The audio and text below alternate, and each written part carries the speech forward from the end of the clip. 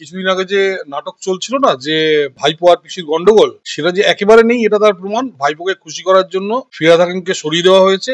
যে ভাইপোকে দেখালো যে আমি তোকেও সরালাম, আবার ফিরাদকেও আমি একটু পিছনে সরিয়ে দিলাম, এই আর কি। এখানে পাবলিককে একটা সিগন্যাল দেওয়া হচ্ছে যে ফিরাদ হাকিমকে পদ থেকে সরালাম ও হিন্দু বিরোধী কথাবার্তা বলছে বলে। তার নয় আদৌ। ফিরাদ হাকিমকে সরানোর কারণ পিসি আর ভাইপোর মধ্যে একটা দর কষাকষি চলছে যে আমার দুটো লোককে তুমি এই পদ থেকে সরিয়েছো, তোমার এই লোকটাকে এই পদ থেকে সরাও।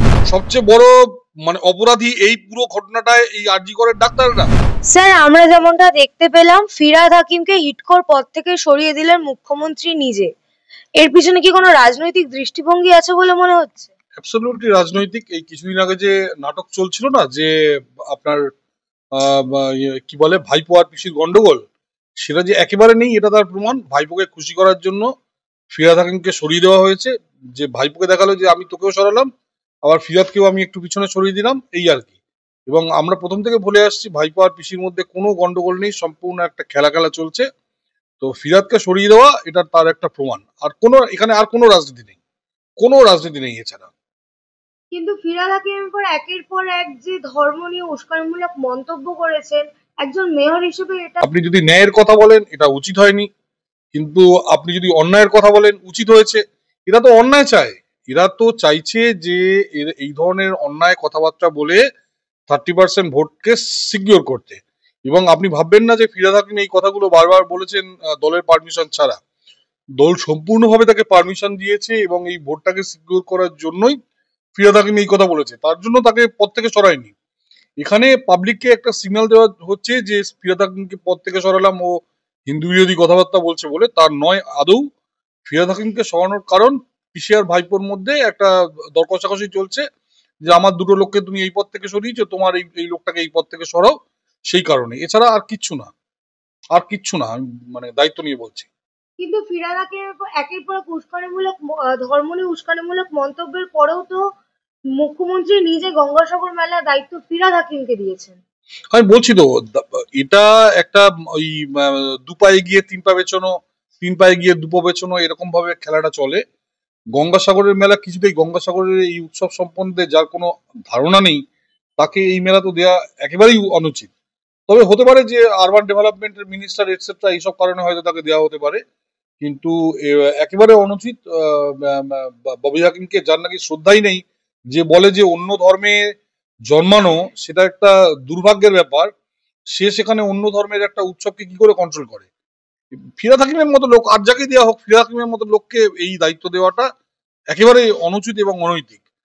কিন্তু আজকে যেটা সরানো হয়েছে, আমার ধারণা যদি কোনো নাটক না হয়, আমার ধারণা এটা নাটক, যদি নাটক না হয় তাহলে পিসি ভাইপোর মধ্যে কোনো গন্ডগোল যেটা লোককে দেখাচ্ছিল, সেই গন্ডগোল আদৌ নেই, সেই কারণে হয়তো। স্যার, আরজি কর কাণ্ডে নতুন আমরা যেরকমটা দেখতে পেলাম, সিএফএসএল এর একটি রিপোর্ট রীতিমতন ভাইরাল হয়েছে।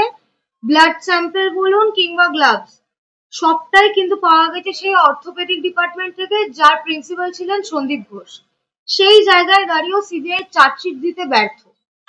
প্রথম কথা হলো, সিএফএসএল কে কিন্তু এনগেজ রাজ্য পুলিশ করেনি, করেছে সিবিআই। ঘটনা হচ্ছে, এতদিন সিবিআই কে দেখুন, আপনারা যে দোষ দিচ্ছেন এই পুরো জিনিসটাকে বুঝতে হবে।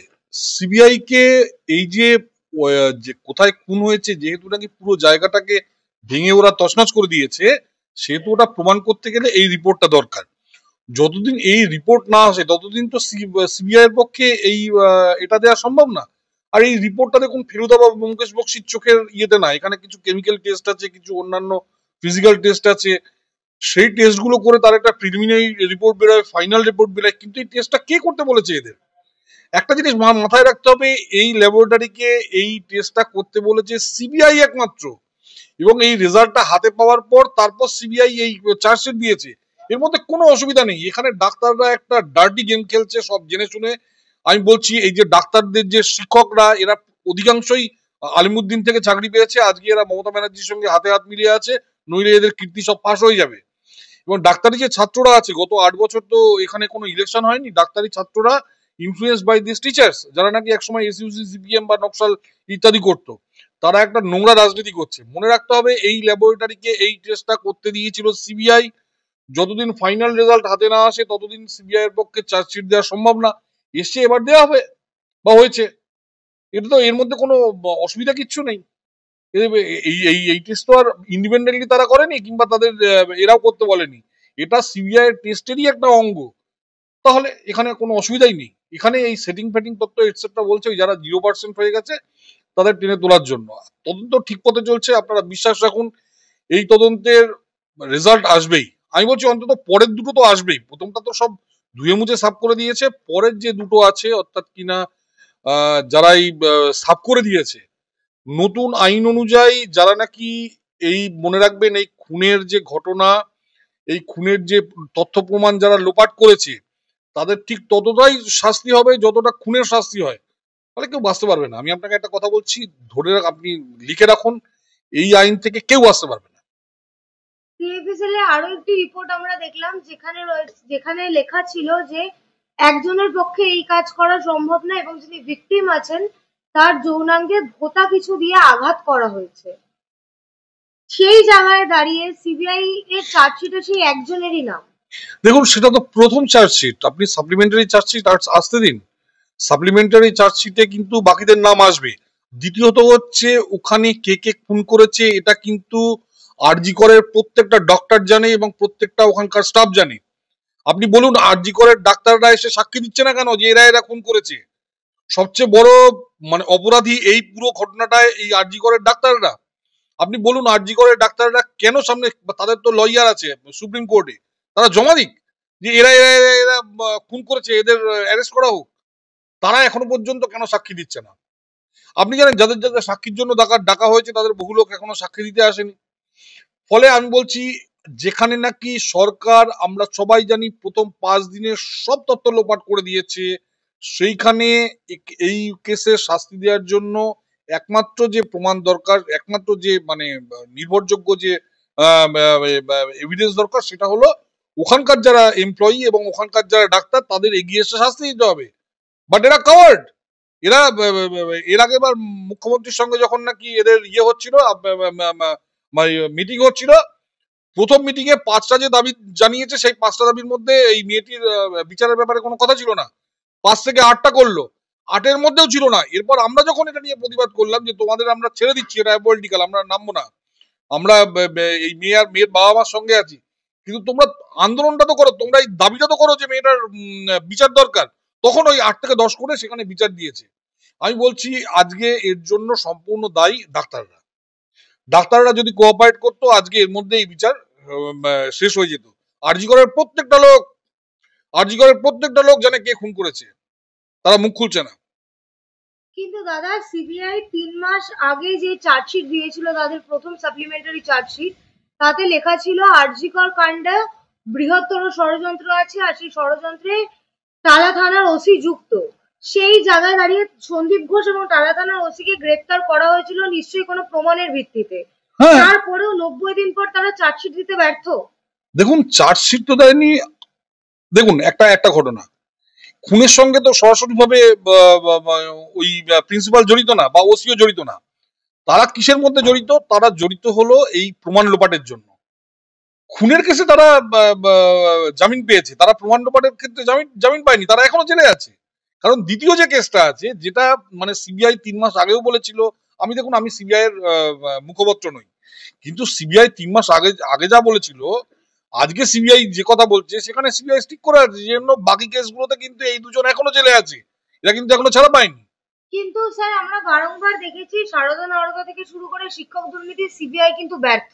কোথায় শিক্ষক দুর্নীতি? তো মানে ফাইনাল চার্জশিট পড়ে গেল, এখনো জেলে আছে পার্থ চ্যাটার্জি। শিক্ষক দুর্নীতি তো জেলে আছে পার্থ চ্যাটার্জি, এখানে অসুবিধা কি আছে? সারদা ক্ষেত্রে তো যারা দুজন তারা জেলে আছে এখনো পর্যন্ত। সারদা ক্ষেত্রে মূল যে দুজন আসামি তাদের তো 7 বছরের জেল, তারা 11 বছর জেল খেটে এখনো তারা জেলে বসে আছে।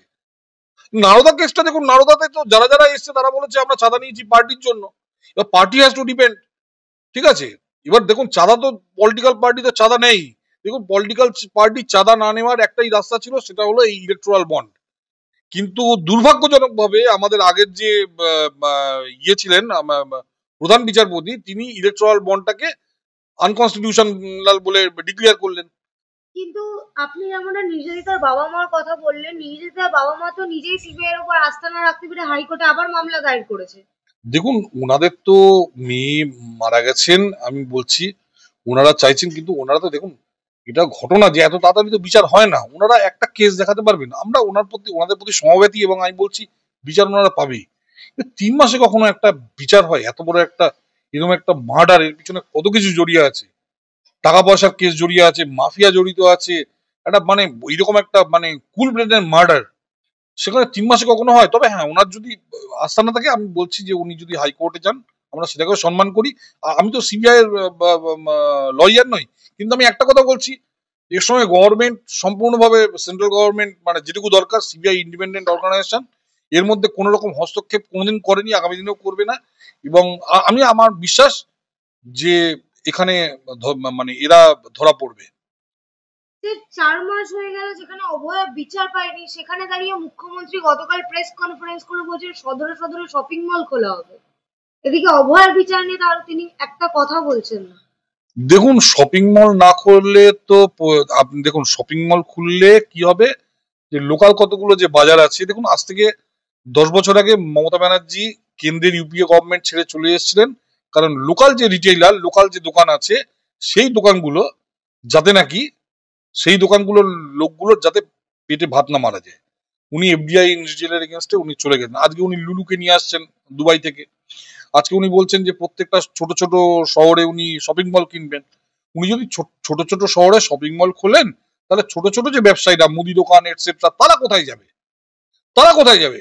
শপিং মল না খুলে ওখানে আপনি আইটি সেন্টার খুলুন, ইনফরমেশন টেকনোলজি সেন্টার খুলুন। আপনি মেট্রো রেল নিয়ে যান চুঁচুড়া পর্যন্ত। ভারতবর্ষের প্রত্যেকটা রাজ্য মেট্রো রেল তৈরি করছে নিজেদের টাকায়, নিজেরা কর্পোরেশন তৈরি করে। আপনি রেলকে চিঠি লিখছেন বারবার মেট্রো রেল তৈরি করার জন্য। পশ্চিমবঙ্গ বাদে প্রত্যেকটা রাজ্য নিজের পয়সায় মেট্রো রেল তৈরি করছে। আপনি আরামবাগ পর্যন্ত মেট্রো নিয়ে যান, আপনি এদিকে খড়গপুর পর্যন্ত মেট্রো রেল নিয়ে যান, আপনি হাবড়া বনগাঁ পর্যন্ত মেট্রো রেল নিয়ে যান। তাহলে এমনি ওই ওই জায়গাগুলো ডেভেলপ হবে, এবং ওখানে ইন্ডাস্ট্রি যাবে, বা ওখানে সার্ভিস সেন্টার যাবে, বহু রকম ভাবে মানুষের হাতে পয়সা আসবে। তা না করে আপনি এখানে শপিং মল না করলে 8,000 স্কুল বন্ধ হয়ে গেছে, সেগুলোকে খুলুন। হাসপাতাল বন্ধ হয়ে গেছে চারিদিকে, হাসপাতাল, একটা সরকারের কাজ কোনোদিন শুনেছেন শপিং মল খোলা? হাসপাতাল বন্ধ হয়ে যাচ্ছে, হাসপাতালে ওনাদের এমপি বলছে হাসপাতালে ডাক্তার নেই, উনি শপিং মল খুলছেন। চারিদিকে ছাত্র নেই এবং টিচার নেই বলে 8,000 স্কুল বন্ধ হয়ে গেছে। গত 10 বছর হলো হায়ার সেকেন্ডারি টিচার রিক্রুট হয়নি, আর উনি বলছেন শপিং মল খুলছেন। তো বুঝতেই পারছেন, অ্যাকচুয়ালি ওনাদের কিছু নেতার হাতে প্রচুর পয়সা চলে এসছে। ওনাদের যে কাউন্সিলর টাউন্সিলর, এরা মোটামুটি চলে এসছে। তো একটা বড় শপিং মল খুলে মোটামুটি ধরুন একটা মিউনিসিপ্যালিটিতে যদি 20-25 জন যদি কাউন্সিলর থাকে, প্রত্যেকে একটা করে দোকান নিয়ে নেবে। দোকান নিয়ে সাধারণ লোকের ভাত মারা যাবে, কাউন্সিলররা বাকি জীবন তাদের ছেলে নাতিরা সব করে খাবে আর কি। এই হলো উদ্দেশ্য আর কি। কিন্তু নির্যাতিতার যে এত বড় কাণ্ড, অভয়া কাণ্ড, আমরা যেমন দেখলাম 4 মাস হয়ে গেল বিচারিক, সেই জায়গায় দাঁড়িয়ে তিনি এই শপিং মল গঙ্গাসাগর মেলা নিয়ে কথা বলছেন, কিন্তু অভয়ার নিয়ে কোনো কথা না। অভয়ার বিচার যাতে না হয়, সেই জন্যই তো কপিল সিব্বালকে সুপ্রিম কোর্টে পাঠানো হয়েছে।